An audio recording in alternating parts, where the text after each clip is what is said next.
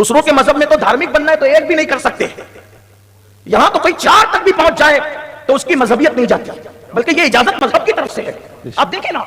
اور مذہب میں سیر کے لیے نہیں جا سکتے عبادت خانہ چھوڑ کر، ہمارا مذہب کہتے ہیں سیرو فی الارض، سیر کرو، جاؤ زمین کی سیر کرو۔ کیوں؟ تمہیں وہ سیر سے کیوں روکے گا؟ کیونکہ اس نے اپنے محبوب کو جب سیر پر بلایا، سبحان اللہ سبحان اللہ، محبوب کو، تو عام انسان ہے، تو باغوں کی سیر کر، میرا محبوب خاص ہے، میں اس کو جنت کی سیر سبحان اللہ سبحان اللہ۔ ہمارے یہاں سیر کو منع نہیں کیا گیا۔ آپ اسی طرح دیکھ لیں، کھانا مباح کر دیا گیا، لیکن بس اتنا کہا کلو واشربو ولا تسرف، کھاؤ پیو، حد سے آگے مت بڑھنا، حدوں میں رہنا۔ تو بس اتنی بات کہنا ہے، ہماری ذمہ داری بہت ہے، اور ایک جوان کسی قوم کا سرمایہ۔ اگر اسی طرح راتوں کو دیر تک گھومتے رہو گے، دن دن بھر سوتے رہو گے، اگر اسی طرح موبائل میں وقت گزارتے رہو گے، کاروبار پہ توجہ نہیں دو گے، اگر اسی طرح لڑکیوں کے ساتھ آنکھیں لڑاتے رہو گے، ناجائز تعلقات پیدا کرتے رہو گے اور وقت برباد کرتے رہو گے، کاروبار بھی جائے گا، نعمتیں بھی جائے گی، سب چھینے گا۔ ایک وقت اللہ نہ کرے وہ آئے گا کہ پھر آپ تنہا رہو گے، اور یہ دنیا ایسی ہے جہاں مٹھاس ہے وہاں مکھیاں ہیں، جہاں گڑ ہے وہاں مکھیاں ہیں۔ جب تک آپ کے پاس دولت ہوگی لوگ آپ کے پاس منڈلاتے رہیں گے، جس دن آپ کو زوال آئے گا کوئی ساتھ نہیں آئے گا۔ آپ انٹرنیٹ پہ جائیں، بہت آپ کا انٹرنیٹ سے تعلق ہے نا، انٹرنیٹ پہ آپ دیکھتے ہو، کبھی عبرت کی باتیں دیکھا کرو، لیبیا کے شہزادے کی زندگی اور اس کی ہسٹری پڑھو،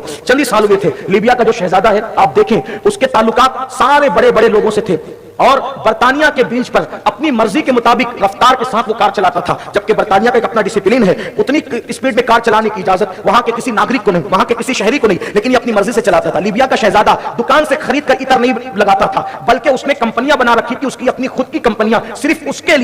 لیے عطر بناتی تھی، سونے کی اور جو وہ ہیرے کی کار کے اندر وہ سفر کرتا تھا، یہ اس کی زندگی تھی۔ آپ، میں اس طرح سے کوئی ہوائی بات نہیں کر رہا ہوں، آپ انٹرنیٹ پہ جائیں، اس سے زیادہ آپ کو ملے گا۔ لیکن پتہ ہے اسی شہزادگی کے عالم میں جب اس کو زوال آیا نا، تو اس نے کہاں زندگی گزاری پتہ ہے؟ ایک چھوٹے سے کمرے میں وہ وہی کھاتا تھا، وہی پاخانہ کرتا تھا، وہی گندگی کرتا تھا۔ جب وہ گرفتار ہوا ہے تو اس کے بدن پر ایک اون کا جبہ تھا، اور اس کے جبے سے بھی پاخانے کی بدبو آ رہی تھی، اس لیے کہ اس نے وہاں گزارا۔ آپ یہ نہ سمجھیں کہ آپ گناہ کر رہے ہو تو قدرت ہمیں دیکھ نہیں رہی ہے، ہم سب کو قدرت دیکھ رہی ہے، اور اللہ عذاب نازل کرتا ہے تو نعمتیں چھین لیتا ہے، جوانی چھینے گی، دولت چھینے گی، ساری چیزیں چھینے گی، اکیلے رہ جاؤ گے۔ اور یاد رکھنا، جس پر اللہ عذاب نازل کرے پھر اس کا کوئی پرسان حال نہیں رہتا، اس کا کوئی مددگار بھی نہیں رہتا۔ اس لیے آؤ آج عہد کرو کہ ہمیں اللہ کی طرف پلٹنا ہے۔ دیکھو، اگر گناہ ہو جائے ایک الگ میٹر ہے، خود سے گناہ مت کرو، جان بوجھ کر گناہ مت کرو، گناہ ہو جائے اللہ معاف کرے گا، اگر ہو جائے آپ کی نیت نہیں، آپ کا ارادہ نہیں، آپ اس پہ دلیر نہیں، شامت اعمال کی بنیاد پہ ہو جائے فوراً توبہ کرو، لیکن یاد رکھو گناہ مت کرو، گناہ کے عادی مت بنو۔ اور خاص طور پر یہ جو زنا دیکھنا اور زنا کرنے کا یہ گناہ ہے، اس کے بارے میں بزرگوں نے فرمایا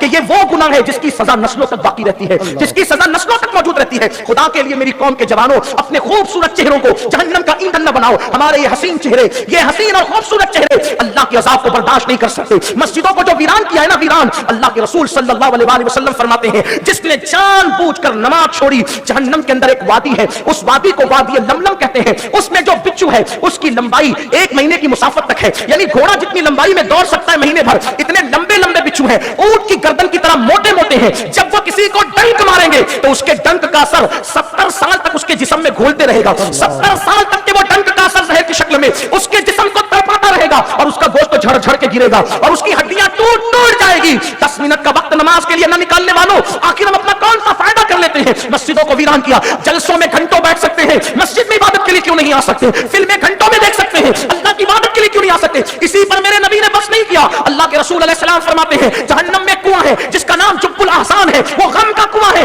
اس میں جو بچو ہے، اللہ کے رسول علیہ السلام فرماتے ہیں کہ اس کو 70 منہ ہے اور ہر منہ میں 70 ڈنک ہے، جب وہ ایک ساتھ اس کو ڈنک مارے گا تو 1000 سال تک کہ اس کا زہر اس کو تڑپاتا رہے گا۔ نہیں میرے بھائیوں، اے میری بہنوں، ہمارے وجود میں اتنی طاقت نہیں کہ اللہ کے عذاب کو برداشت کر سکے، ہم اللہ کا عذاب برداشت نہیں کر سکتے۔ اپنے آپ پہ رحم کر لو، اللہ کی بارگاہ میں توبہ کر لو، اللہ کی بارگاہ میں پلٹ جاؤ، اللہ کی بارگاہ میں واپس آ جاؤ۔ کتنے بھی گناہ کیے، کتنے بھی جرائم کیے، کتنے بھی پاپ کیے، اگر پلٹ آؤ گے نا اللہ کے یہاں، دیکھو نیکوکاروں کے ساتھ تو جنت کا وعدہ ہے، لیکن ایک حدیث پڑھ دوں، گنہگاروں کے ساتھ جنت کا کس طرح وعدہ ہے۔